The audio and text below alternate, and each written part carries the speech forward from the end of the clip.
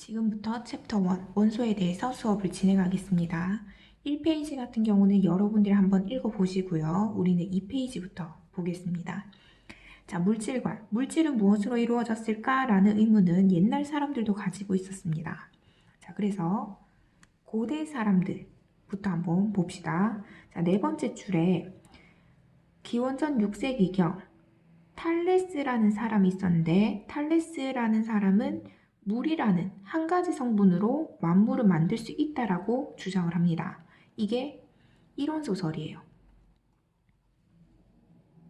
탈레스의 이론소설. 자, 그 다음에 시간이 좀 더 지나서 엠페도클레스라는 사람이 아니다, 물질은 물, 불, 흙, 공기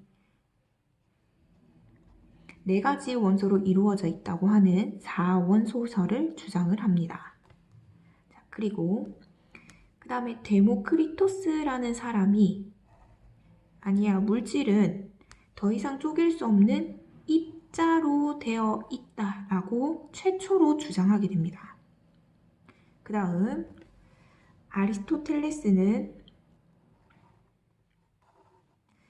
엠페도클레스의 4원소설을 변환시켜서 네 가지 성분의 네 가지 성질, 차갑고 뜨겁고 건조하고 습한 네 가지 성질까지 합쳐져서 이 물질들이 변한다라고 생각을 했습니다. 이게 4원소 변환설이에요. 자, 근데 데모크리토스하고 아리스토텔레스는 동시대 사람입니다. 자, 지금도 아리스토텔레스가 더 유명하죠. 그 당시에도 아리스토텔레스가 더 유명했습니다. 그래서 데모크리토스의 입자설은 받아들여지지가 않았던 거죠. 자, 그렇게 해서 아리스토텔레스의 4원소 변환설까지 진행이 됩니다. 자, 이 밖에도 중국에서는 오행설, 수, 물, 불, 나무, 그 다음에 금속, 그 다음에 흙, 이 5가지 원리로 자연현상을 설명한 오행설이 있었어요. 그래서 화면 자꾸 가렸네요. 자, 그렇게 해서 오행설에 대한 그림도 한번 보시고요. 자, 그렇게 해서 요약된 거를 보면은 첫 번째 탈레스의 1원소설, 엠페도클레스의 4원소설, 그 다음에 동시대에 나온 데모크리토스의 입자설, 그 다음에 아리스토텔레스의 네 가지 원소와 네 가지 성질이 상호 변환 가능하다고 했던 4원소 변환설. 자, 이렇게 물질관이 변하고 있어요. 자, 그래서 크게 두 가지로 나눌 수 있습니다. 입자로 되어 있거나 물질은 연속되어 있거나 이렇게 얘기를 합니다. 그래서 입자로 이루어져 있다라고 얘기한 거는 데모크리토스밖에 없습니다. 자, 여기서 이름 봅시다. 탈레스, 엠페도클레스, 아리스토텔레스. 레스로 끝나는 사람들은 만물이 물로 이루어져 있다라고 얘기를 한 사람들이에요. 그래서 이렇게 외워두시면 편할 겁니다. 됐죠? 이 사람들이 연속설이라고 생각하시고, 그 다음에 데모크리토스가 입자설이라고 생각하면 됩니다. 그 다음에 자, 방금까지는 고대 시대였고요. 지금부터 중세 가겠습니다. 자, 아까 아리스토텔레스가 더 유명하다고 했죠. 그래서 아리스토텔레스의 네 가지 원소가 성질에 의해서 바뀐다라고 얘기를 합니다. 자, 그럼 이렇게 생각할 수도 있겠죠. 값싼 금속, 구리 같은 금속으로 금과 은을 만들 수 있다라고. 왜냐하면 이 물질은 성질에 의해서 바뀌기 때문에.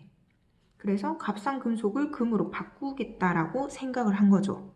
그래서 아리스토텔레스의 물질관을 받아들여서 중세시대 때 나온 게 바로 연금술입니다. 여기 나오죠. 아리스토텔레스의 4원소설에 근거를 두고 수은, 황, 소금 등을 금으로 만들겠다라고 얘기를 한 겁니다. 성공했을까요? 아니죠. 자, 비록 금을 만드는 실패를 합니다. 근데 이 당시에 여러 가지 실험을 하면서 화학 발전에 크게 기여하게 되는 거죠. 그래서 중세시대 때는 연금술이 발달됩니다. 그래서 중세 때는 쭉 전부 다 연금술로 물질관을 생각했다라고 보시면 되고, 그 다음에 근대 물질관. 자, 근대로 넘어와서, 자, 보일이라는 사람은 어떤 방법으로도 분해되지 않는 물질을 원소라고 주장하는 원소설을 주장합니다. 보일의 원소설. 자, 요거는 정리 좀 할게요.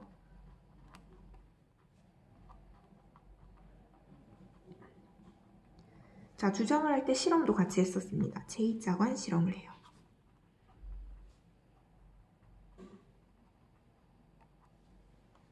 자, 옆에 보면, 자, 보일의 제2차관 실험입니다.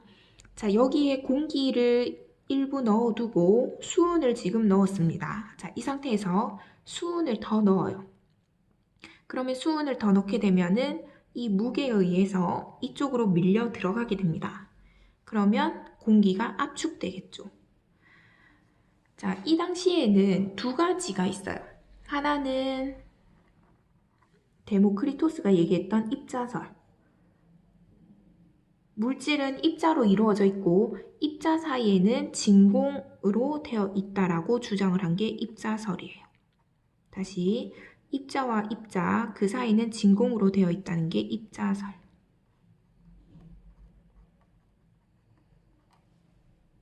자, 그 다음에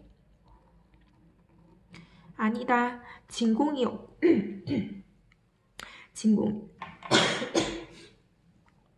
진공이 없고 물질이 전체적으로 펴져 있다. 그러니까 진공이 없다라고 얘기를 한 게 연속설입니다.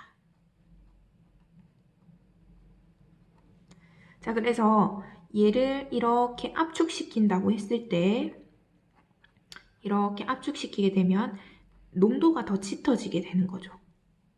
자, 그렇게 해서 계속 압축하다 보면은 농도는 계속 진해진다라고 얘기를 하는 게 연속설입니다.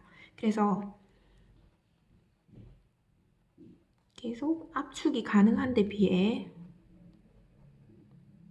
진공 같은 경우는 이 빈 공간이 줄어들면서 입자가 버티고 있기 때문에 부피는 계속 줄어들다가 더 이상 부피가 줄어들지 않는 그 지점이 있을 겁니다. B가 특정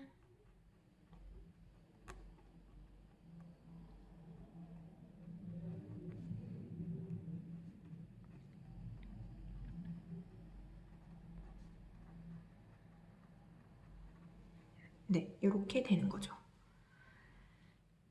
자, 그렇게 해서 보일의 제2차관 실험을 통해서 입자설이 맞는지 연속설이 맞는지 실험을 한번 해본 겁니다. 자, 수은을 더 넣었다고 했죠. 더 넣을 때마다 부피가 줄어들긴 줄어들지만 어느 정도까지 줄어든 다음엔 더 이상 줄어들지 않았던 겁니다. 자, 그래서 보일의 제2차관 실험은 입자와 입자, 그 다음에 그 사이에 빈 공간으로 이루어졌음을 확인했습니다. 왜?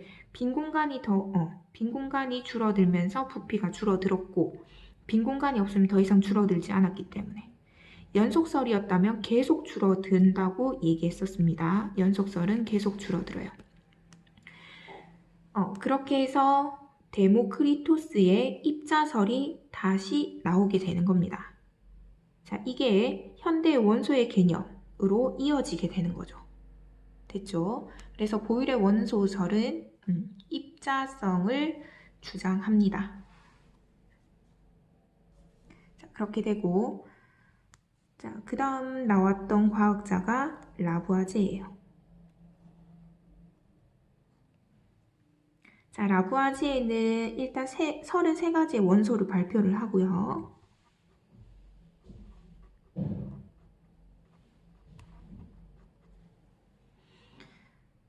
자, 그 다음에 실험도 합니다. 라부아제는 물을 분해시켜버려요.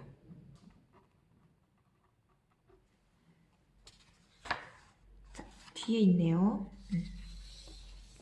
자, 4페이지에 보면 여기 작은 설명으로 되어 있죠. 라부아제의 물분해 실험. 자, 여기 철로 만든 관이 있고 이 주철관을 뜨겁게 가열을 합니다. 뜨겁게 가열한 관에다가 물을 흘려주게 되면 물은 산소와 수소로 쪼개져서 산소는 철에 붙어서 녹슬게 만들어주고요. 수소는 냉각수에 의해서 여기 액체 상태로 모이게 됩니다. 자, 이렇게 해서 물을 쪼개버렸어요. 자, 그러면 누구 말이 틀렸냐면 우리 앞에서 탈레스가 주장한 1원소설, 원소설, 그 다음에 엠페도클레스가 주장한 4원소설, 아리스토텔레스의 4원소 변환설,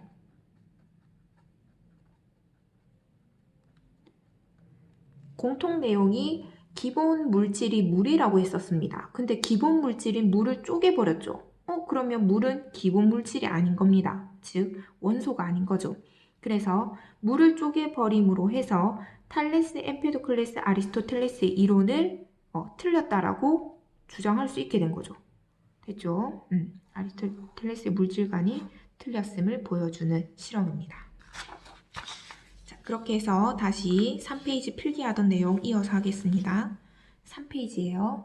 자, 라부아제의 물분해 실험을 했고요. 그 다음에 또 다른 업적이 그 당시 3가지 원소를 발표합니다. 근데 여기에 원소가 아닌 에너지인 빛과 열을 포함합니다. 자, 미리 얘기하지만 빛과 열은 원소가 아니에요. 근데 이제 집어넣어 놨습니다. 자, 그렇게 해서 33가지의 원소를 발표했습니다. 자, 이 라부아제의 업적 2가지 기억하시고요. 자, 그 다음에 돌턴입니다. 자, 돌턴은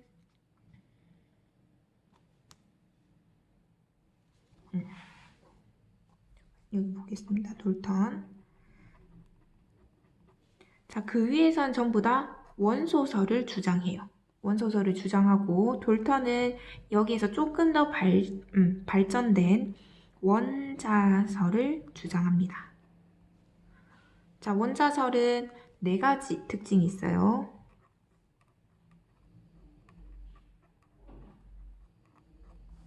네 가지 특징은 이제 책으로 좀 보겠습니다.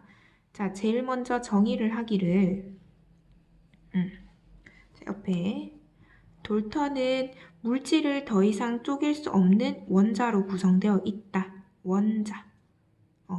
원자설이라고 좀 얘기할게요. 돌턴의 원자설. 왜냐하면 원소보다는 원자가 더 구체적인 개념입니다.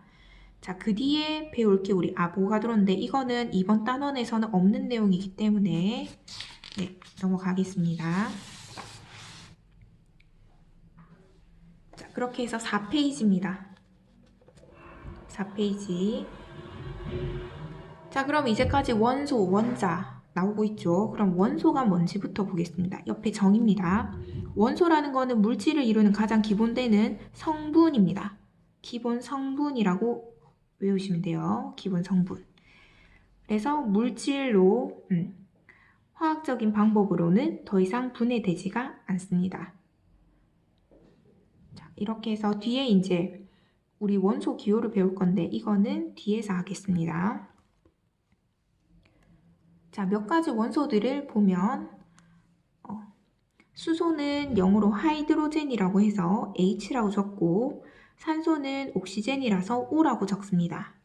질소는 나이트로젠, 구리는 쿠퍼인데 CO라고 적기에는 이미 코발트라는 원소가 있기 때문에 코발트 대신에 CU라고 구리를 적습니다. 알루미늄 AL 이렇게 해서 자연계에 존재하는 92종하고 과학자들이 인공적으로 만들어낸 20가지 해서 모두 110여 종의 원소가 있습니다. 자, 이거는 기본적인 성분이기 때문에 이 이상 화학적인 방법으로는 나눌 수가 없어요. 자, 그렇게 해서 이 110가지 원소들 한번 봅시다. 여러분들이 안 보면은 무슨 내용인지 잘 모르니까. 자, 우리 다음 시간에 배울 내용이기도 합니다. 페이지로는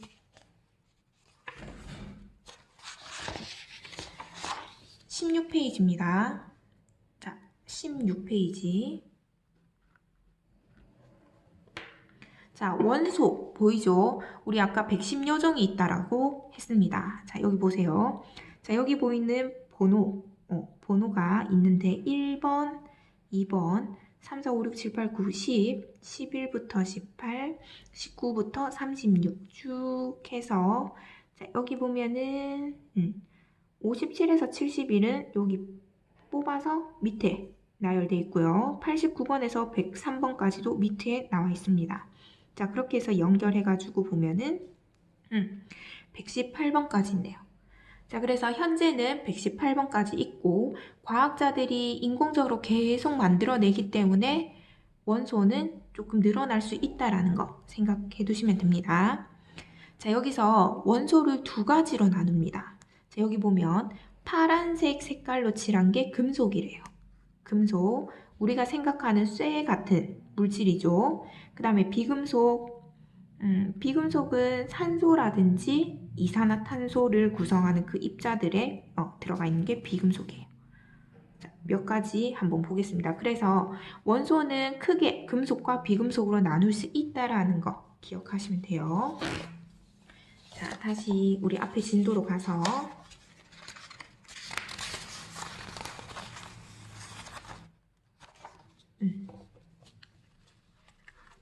자, 이해되셨죠? 그래서 110여 종이 있고 원소는 크게 금속과 비금속으로 나눌 수 있다. 아까 색깔로 나뉘었죠. 비금속 원소는 22종이고 나머지는 모두 금속입니다. 금속이 더 많네요. 자, 그 다음에 금속의 성질입니다. 자, 우리 이거는 뒤에서 배울 거예요. 원소는 전자라는 입자를 잃어서 플러스를 띠는 양이온이 되기 쉽고요. 그 다음에 비금속 원소는 전자를 얻어서 마이너스를 띠는 음이온이 되기 쉽습니다. 자, 이건 뒤에 가서 자세하게 하겠습니다. 자, 그 다음에 물의 전기분해.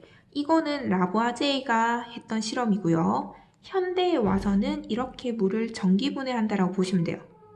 자, 여기서 참고할 거는 증류수, 순수한 물을 증류수라고 합니다. 증류수는 전류가 흐르지 않아요. 전류가 흐르지 않으므로 여기에는 수산화 나트륨을 반드시 넣어줘야 됩니다. 또는 묽은 항산을 넣어줘도 돼요. 자, 수산화 나트륨이 뭐냐면 물에 녹아서 전류를 흐르게 해줍니다.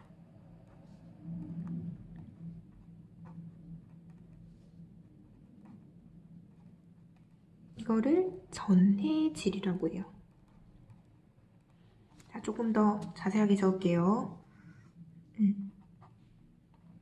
물에 녹아 원래는 물이 전류가 안 통한다 했죠. 전류가 통하지 않는 물을 여기에 수산나트륨을 넣어주면은 녹습니다. 그때부터는 전류가 통하게 되는 거죠. 그렇게 해서 수산화 나트륨 수용액을 사용합니다. 자, 그러면 전류가 통하겠죠. 그렇게 해서 플러스 극, 마이너스 극을 연결해 줬더니 전기가 통하기 시작하면서 여기에 기체가 만들어지기 시작했습니다. 자, 원래는 여기 물이 꽉 차 있었어요. 물이 꽉 차 있었는데 물이 분해되면서 수소와 산소를 만들게 된 거죠. 자, 여기서 플러스 극에는 산소가 만들어집니다. 그 다음 마이너스 극에서는 수소가 만들어져요. 자, 그리고 부피 보입니까? 자, 산소는 이만큼 만들어졌고요. 수소는 이만큼 만들어졌습니다. 비율이 1대 2가 돼요. 요거 이 부분부터 이 부분입니다. 자, 그럼 이게 수소인지 산소인지 알아보는 방법. 자, 산소 같은 경우는 불을 가까이 가져가면은 더 활활 타오르죠. 그 다음에 수소는 불을 갖다 대면 퍽 하는 소리를 내면서 탑니다. 그것을 통해서 기체의 성질을 알 수 있는 거죠. 자, 여기 나옵니다. 수소는 펑 하는 소리를 내면서 타고 산소 기체는 향불이 활활 타오른다 라는 거. 자, 이렇게 해서 물을 전기 분해시킬 수가 있습니다. 그 다음 자, 우리 원소 기호하기 전에 몇 가지 원소들을 한번 봅시다.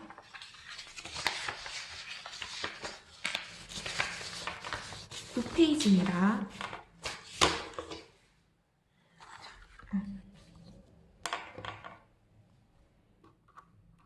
자, 페이지 9페이지에 보면, 페이지 9쪽 보면 원소들이 몇 가지 나와 있는데 이걸 몇 가지를 봐야지 조금 이해가 될 거니까. 자, 질소라는 원소가 있어요.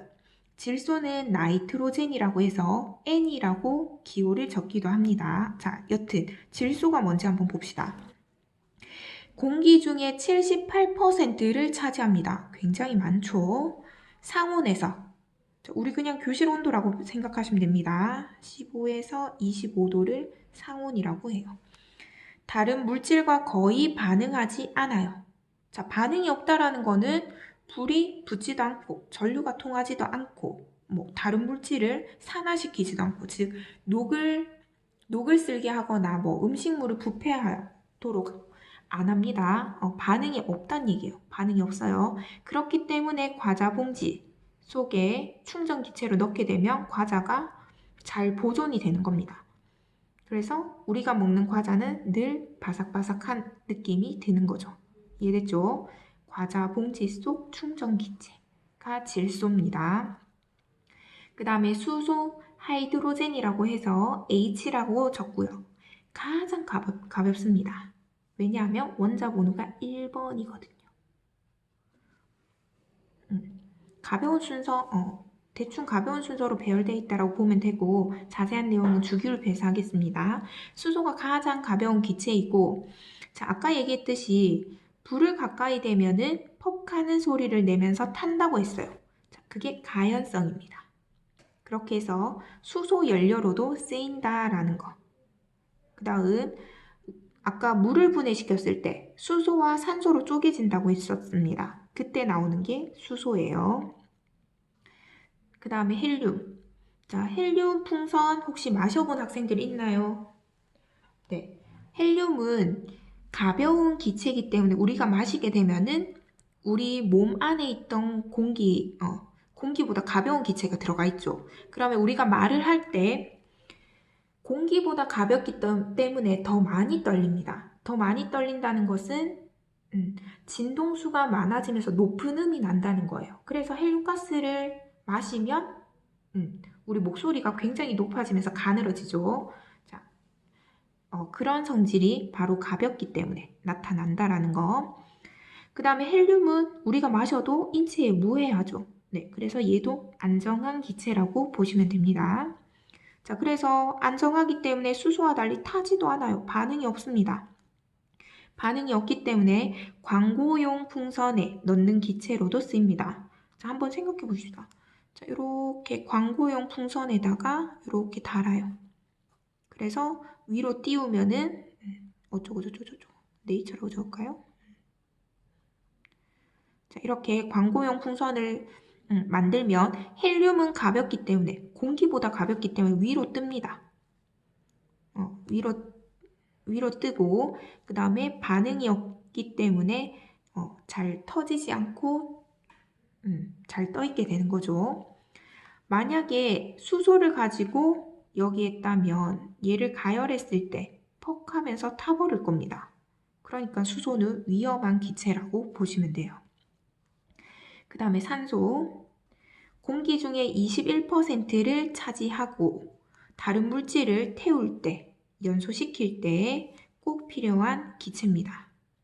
그리고 호흡할 때 꼭 필요한 기체죠. 그 다음에 플로린. 플로린은 독특한 냄새가 나는 기체로 충치 예방하는 데 효과가 있습니다. 그러면 치약에 들어가 있겠죠. 자, 치약에 한번 보세요. 플루오린이 있는지 없는지.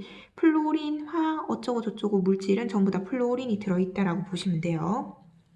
그 다음에 염소, 황록색을 띠는 기체로 표백 작용과 살균 작용을 합니다. 그래서 우리 수돗물 소독에 사용되는 게 염소가 되는 거죠. 됐죠? 자, 그 밑에 아르곤. 자, 아르곤이랑 헬륨이랑 성질이 비슷합니다. 자, 아르곤도 마찬가지로 안정해요. 안정하다 보니까 전류가 흘러도 괜찮아요. 아무런 반응이 없는 겁니다. 안정하다라는 건 반응이 없는 거예요. 그래서 백열등이나 형광등 같이 온도가 높거나 전류가 통해도 그 안에서 괜찮습니다. 그래서 충전 기체로 쓰이는 거죠. 아르곤. 그 다음에 규소. 규소는 영어로 실리콘이라고 합니다. 많이 들어봤죠? 반도체 재료예요. 그래서 반도체 산업으로 유명한 게 실리콘밸리죠. 자, 그래서 규소는 실리콘이라고 보시면 되고 주로 암석에서 뽑아냅니다. 그래서 유리, 시멘트, 반도체 원료로 쓰인다라고 기억하시면 돼요. 자, 그 다음에 금. 잘 알고 있죠? 노란색 광택이 나는 금속으로 가늘고 길게 뽑아낼 수 있으며 장신구로 사용됩니다. 그 다음에 구리. 붉은색 광택이 나는. 자, 우리 실험할 수 있으면 한번 보면 좋은데, 자, 도선이 있으면 도선을 한번 잘라보면 단면이 붉은색 나는 광택으로 되어 있는 금속이 보일 겁니다. 그게 바로 구리예요. 그래서 우리 도선에서 주로 쓰는 게 구리라고 보시면 돼요. 도선, 전선에 쓰인다. 그 다음에 철, 많이 쓰죠. 생활에 널리 쓰이는 금속으로 자석에 붙는 성질이 있어요. 철은 페라이트라고 해서 Fe라고 적습니다. 그 다음에 탄소, 요즘에 신소재로 많이 쓰입니다. 탄소는 카본이라고 해서 C라고 적고 탄소들이 쭉 연결되어 있으면 다이아몬드가 될 수도 있고 흑연이 될 수도 있어요. 요거는 탄소가 어떤 구조로 되어 있느냐에 따라서 나뉩니다. 자, 이렇게 탄소가 4군데에 다 연결되어 있으면 다이아가 되고요. 그 다음에 3군데만 연결되어 있으면 흑연 구조가 됩니다. 이렇게 탄소를 가지고 다른 물질도 생성이 된다라는 거. 그 다음에 알루미늄은 가벼운 금속이에요. 그래서 비행기 만들 때 사용되는 금속입니다. 그 다음에 금속은 금속인데 액체 상태예요. 상온에서 유일한 액체 상태고요. 온도계에도 사용이 됩니다. 이렇게 해서 수은. 근데 얘가 몸에 한번 들어가면은 배출되지 않는 중금속이에요. 그래서 중독이 될 수도 있다라는 거. 수은 중독이 되면은 미나마타 병이라고 해서 미나마타 병이라고 해서 수은 중독에 의한 병이 나타납니다. 자, 이렇게 해서 몇 가지 원소를 봤죠. 자, 그러면 우리 앞에 5페이지로 가서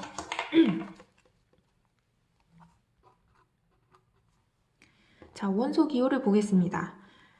자, 모든 화학자들은 공통의 화학 언어를 사용해야지 우리나라, 다른 나라 같이 쓰고 이해할 수가 있겠죠. 자, 근데 이렇게 공통 화학 언어를 사용한 것은 얼마 안 되고, 자, 중세시대를 한번 보겠습니다. 중세시대 때는 제각각 다 다르게 사용했어요. 중세시대 때 연금술사들은 금을 만드는 게 목적이었기 때문에 서로가 비밀로 연구를 했습니다. 그러면 남이 못 알아봐야 되겠죠. 그래서 이런 복잡한 그림을 통해서 암호 형태로 원소를 표시했습니다. 자, 그 다음에 근대로 와서 돌턴이라는 사람은 여기 원을 그려놓고 원 안에다가 그림 또는 알파벳으로 표시를 했습니다. 자, 그 다음에 현대. 현대는 베리셀리우스. 여기는 베르셀리우스 돼 있네. 자, 베르셀리우스라는 사람이 알파벳으로 쓰자라고 얘기를 합니다. 이게 바로 현대 원소 기호예요. 자, 그렇게 해서 밑에 원소 기호 정리된 거 한번 봅시다. 자, 수소. 자, 계속 반복하겠습니다. 그래야지 여러분 머릿속이 잘 들어갈 거니까. 자, 수소는 아까 하이드로젠이라고 했죠. 영국의 캐번디시가 발견했고 그리스어로 물이라는 뜻에서 하이드로와 나타는 제나노의 합성어로서 물을 만드는 원소라는 뜻을 가지고 있습니다. 우리 물을 쪼개서 수소와 산소로 된다고 했죠. 그래서 물을 만드는 원소라는 뜻에서 하이드로젠. 즉, 수소는 하이드로젠에서 첫 번째 대문자인 H를 따옵니다. 그래서 수소는 H라고 적게 되는 거죠. 자, 보다시피 첫 글자는 무조건 대문자를 사용해요. 자, 요게 여기 나와 있네요. 첫 글자는 무조건 대문자입니다. 그래서 여러분들 서술형 적을 때 대문자로 적지 않으면 전부 다 틀렸다라고 채점을 해주실 겁니다. 그러니까 억울해하지 마시고 다들 첫 글자는 무조건 대문자로 적어주시면 돼요. 자, 그래서 조금 적을 때 조심해야 되는 것들이 조금 있어요. 자, 여기 보면은 염소 있죠. 자, 염소는 첫 글자, 탄소는 대문자로 하고 두 번째는 L이라고 썼는데 소문자로 적어요. 두 번째는 소문자.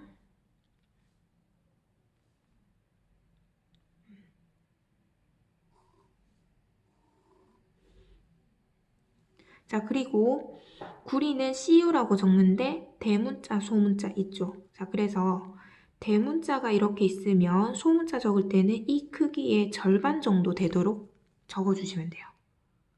이해했죠? 첫 글자는 대문자, 두 번째부터는 소문자로 적어주시면 됩니다. 자, 그렇게 되고 헬륨을 보겠습니다. 헬륨은 시작이 H로서 수소랑 같네요. 자, 이렇게 중복이 될 때는 중간에 있는 글자를 따옵니다. 여기서는 E를 따왔네요. 그래서 He2라고 적는 게 헬륨의 원소 기호가 돼요. 자, 그 다음에 산소. 산소는 옥시젠으로 O라고 적습니다. O. 자, 여기서 대문자 조심하시고요. 자, 그러면 구리 옆에다가 산소를 적을 때 이렇게 적으면 소문자 되겠죠. 자, 이렇게 대문자 C랑 똑같은 크기로 적어주셔야 됩니다. 자, 그래서 대문자랑 소문자랑 확연하게 구분하기 위해서는 크기를 절반으로 줄여주시는 게 좋아요. 이해됐죠? 대문자 크게, 소문자는 확실히 작게. 자, 여기서 산소는 진짜 크게 적어줘야 됩니다. 왜냐하면 소문자는 작기 때문에. 뚜렷하게 구분할 수 있도록 확실히 크게 적어주시면 돼요. 자, 그 다음에 네온 보겠습니다. 자, 네온 N이 있는데 N은 질소입니다. N이 질소이기 때문에 네온은 또 중간에서 따와서 N이라고 적어요. 그 다음에 저마늄도 반도체 소자예요. 반도체 재료고요. G라고 적습니다. 저마늄, 또 다른 발음으로는 게르마늄이라고 돼요. 저마늄, 게르마늄. 그 다음에 퀴륨, CM, 아이오딘, I 이렇게 보시면 됩니다. 자, 이렇게 해서 지금 여기 있는 원소 기호들 있죠? 여러분들이 외워주셔야 돼요. 자, 코로나가 끝나고 반이 정상적으로 수업이 됐을 때 이거를 시험을 칠 겁니다. 이해했죠? 그래서 꼭 외워주시고요. 자, 외울 때는 여기를 이렇게 가려놓고 지금 빈종이가 없는데 예를 들어서 이렇게 한 상태에서 적어보면 되겠죠. 이런 식으로 해서 원소를 쭉 외워주시면 됩니다. 원소 기호를 외워주세요. 자, 쭉 보겠습니다. 납은 Pb, 니켈, 마그네슘, 그 다음 네온, 망가니즈, 바륨, 플로린 이렇게 되네요. 그다음 주석, 수은은 아까 유일한 액체 상태 금속이라고 했죠. 스트론튬, 아연, 인, 알루미늄, 염소, Cl. 요거 좀 학생들이 어려워하는 원소예요. 그 다음에 아이오딘, 우라늄, 핵폭탄에 있는 그 우라늄입니다. 자, 금은 금인데 흰색인 백금은 0으로 플래타늄이라고 해서 PT라고 적으면 돼요. 그 다음에 은은 AG. 자, 이것도 많이 나옵니다. 대문자 A에 소문자 적을 때는 내려주고 위치를 내려주고 밑으로 더 적어주면 되는 겁니다. 이해했죠? 위에다 한번 다시 적어볼게요. 자, 이렇게 있으면 A는 크게 적고요. 그 다음 G는 중간에서 쭉 밑으로 내려오도록 이렇게 적어주시면 돼요. 그 다음에 FE 철입니다. F 적었으면 E를 절반 정도 크기로 적어주세요. AU 금, 베릴륨, 칼륨, 칼슘 있는데 칼슘 우리 뼈에 있는 성분이라고 보시면 되죠. 탄소는 아까 신소재에 많이 들어간다 했었고 헬륨 마셔도 괜찮고 그 다음에 황은 나중에 황산 할 때 많이 볼 겁니다. 그 다음에 아르곤 등이 있네요. 아르곤. 자, 그렇게 해서 반드시 외워주시고요.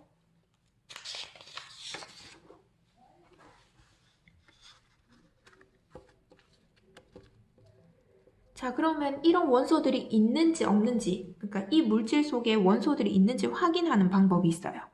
자, 여기서 불꽃 반응을 통해서 원소들을 알 수 있는데 불꽃 반응을 통해서 모든 원소를 확인할 수는 없습니다. 일부 금속만 확인 가능해요. 일부 금속. 자, 그렇게 해서 불꽃 반응을 보겠습니다. 자, 불꽃 반응 실험을 할 때 실험 세팅 방법입니다. 자, 여기 보면은 막대기가 보이죠? 이 막대기를 염산에다가 세척을 합니다. 그러면 여기 묻어있는 불순물들이 다 제거가 되겠죠. 그 다음에 헹궈줘야 되겠죠. 헹굴 때는 증류수에 헹궈줍니다. 자, 그렇게 해서 제대로 씻겼는지 확인을 해야 되겠죠. 확인할 때도 여기 토치에 불꽃에 넣어 봅니다. 불꽃에 넣었을 때 색깔이 없어야지 세척이 완료가 된 겁니다. 그렇게 해서 세척이 완료되면 그 다음에 시료를 넣고 실험을 진행하면 되는 거예요. 이해했죠? 만약에 불꽃에 넣었는데 색깔이 아직까지 남아있다면 다시 반복을 해야 됩니다. 묽은 염산에 넣었다가 다시 헹궈줬다가 넣어줬다가 헹궈줬다가 한 다음에 불꽃 반응해보고 색깔이 없으면 이제 시료를 찍어서 불꽃에 넣어보는 겁니다. 그러면 자, 불꽃에 넣을 때 토치에 겉불꽃에 넣어야 돼요. 자, 불꽃을 보면 여기 안쪽에는 색깔이 있고요. 바깥쪽에는 색깔이 없습니다.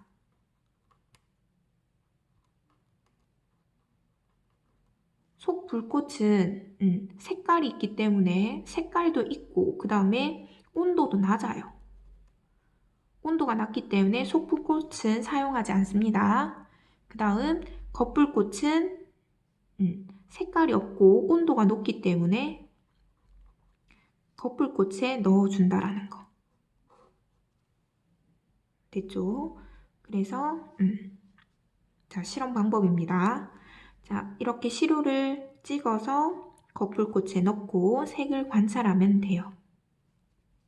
자, 여기 세척하는 방법 나와 있고 그래서 쭉 한번 보시면 되겠네요. 자, 이렇게 진행된 실험 결과입니다.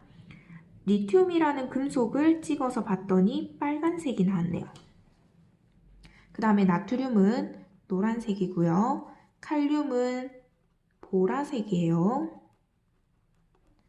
바륨은 황록색, 구리는 청록색입니다. 스트론튬 빨간색이고 칼슘은 주황색, 세슘은 파란색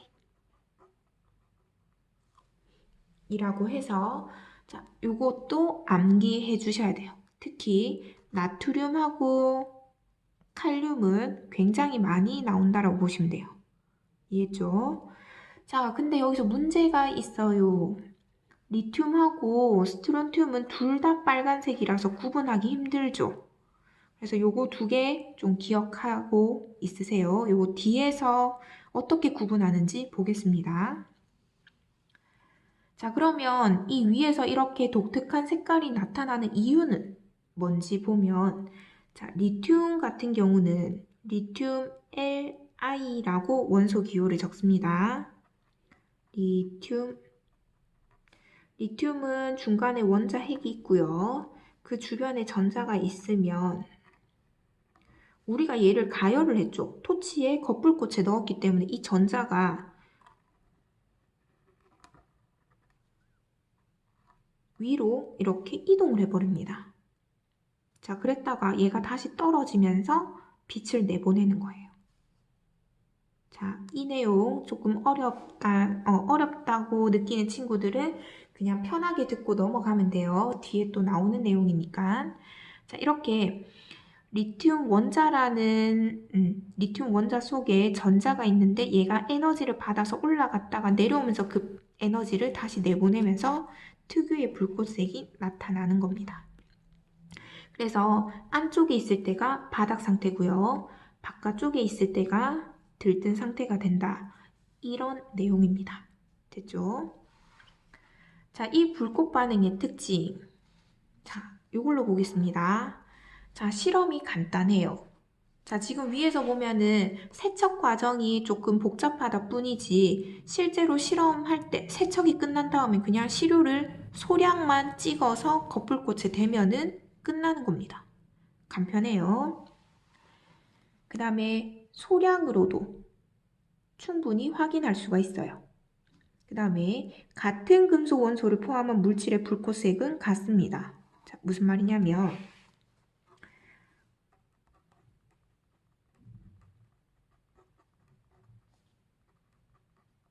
자, 수산화나트륨이라는 물질하고 염화나트륨이라는 물질이 있을 때 얘는 소금이에요. 참고로 자, 소금을 물에 넣어서 그 소금물을 찍어서 불꽃 반응을 시켜보면은 노란색이 나와요. 자, 이건 언제 볼 수 있냐면 자, 여러분들 라면 끓일 때 라면 국물이 끓어서 넘칠 때 가스불에 튀겠죠. 그러면 가스불이 노랗게 변할 겁니다. 그게 바로 소금 때문이에요. 자, 마찬가지로 수산화나트륨 용액이 있는데 얘도 불꽃 반응을 하면 노란색이 나옵니다. 자, 이유는 다른 물질이랑 결합해 있더라도 금속의 종류가 같으면 색깔이 똑같은 겁니다. 자, 다시 보겠습니다. 같은 금속 원소를 포함하면 불꽃색이 같아요. 그래서 이거를 외워주셔야 됩니다. 자, 그 다음에 세 번째, 모든 금속이 아니라 일부 금속만 구별이 가능하다라고 했죠. 그 다음에 불꽃색이 비슷한 경우, 아까 리튬하고 스트론튬이 있었습니다.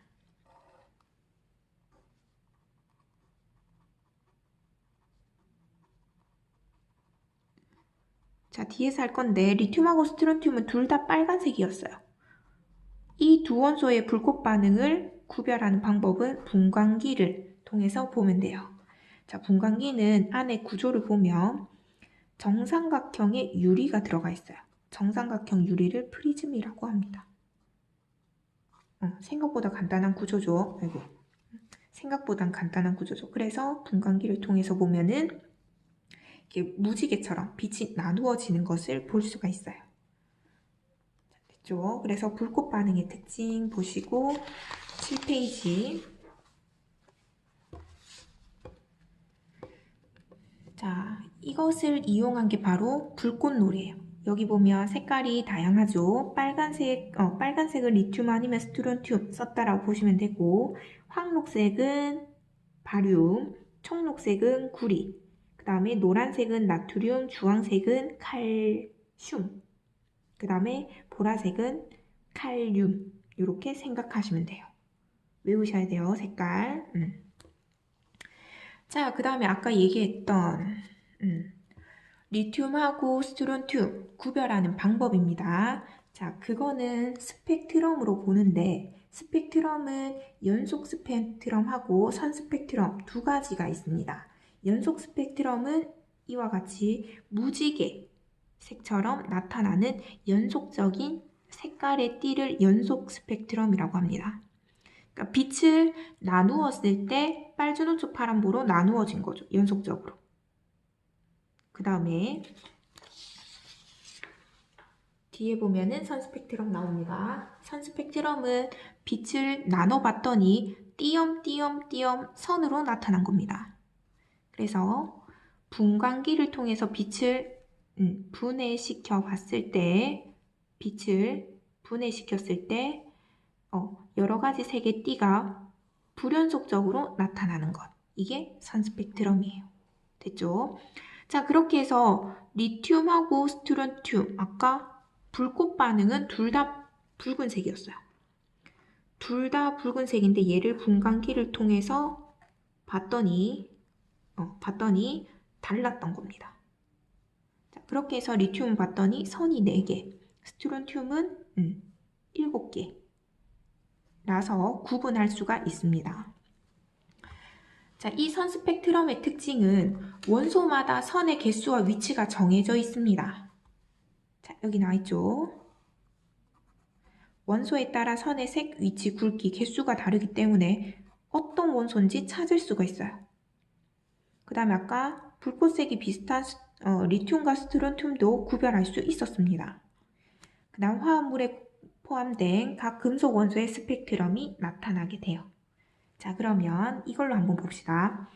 자, 가라는 미지의 물질이 있는데 여기 보면은 나트륨의 선 스펙트럼이 그대로 나타나는 것을 볼 수가 있죠. 그러면 가에는 나트륨이 포함되어 있는 겁니다. 그 다음에 리튬 봤더니 선의 위치가 달라요. 그러면 리튬은 없는 겁니다.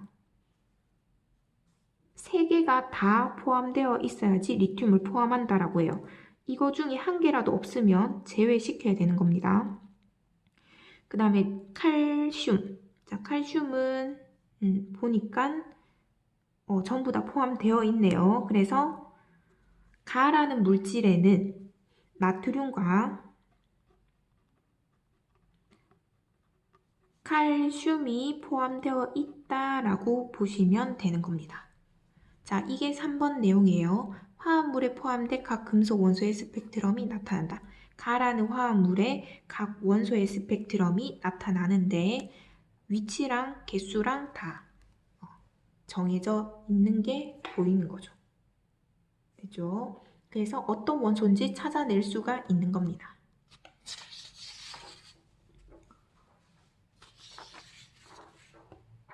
자, 9페이지는 했으니까 10페이지에 요약 있죠? 여러분들이 이거를 쭉 한번 보시면 됩니다.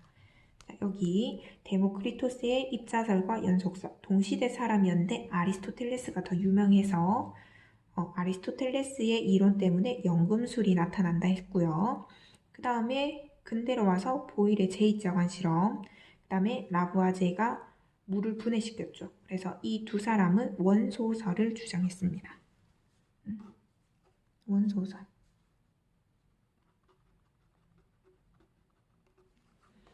그 다음에 원소라는 개념 꼭 알고 계셔야 돼요. 기본 성분입니다. 기본 성분. 그 다음에 원소 기호 꼭 외우시고, 베르셀리우스가 알파벳으로 쓰자고 했고 첫 글자 대문자, 첫 글자가 같을 때는 중간 글자를 선택해서 소문자로 씁니다. 예를 들어서 CL 소문자, CU 소문자, HG 소문자 이렇게 나타내고, 그 다음에 또 다른 원소들 사용하는 거 한번 보시고, 자, 이렇게 정리를 해서 보시면 되고 뒤에 원소 확인. 자, 우리 했던 거니까 스펙트럼까지 보시면 됩니다. 자, 그 다음에 주기율표는 다음 시간에 하겠습니다. 그래서 여기까지 하고 숙제는 화면으로 띄우도록 하겠습니다. 수고하셨습니다.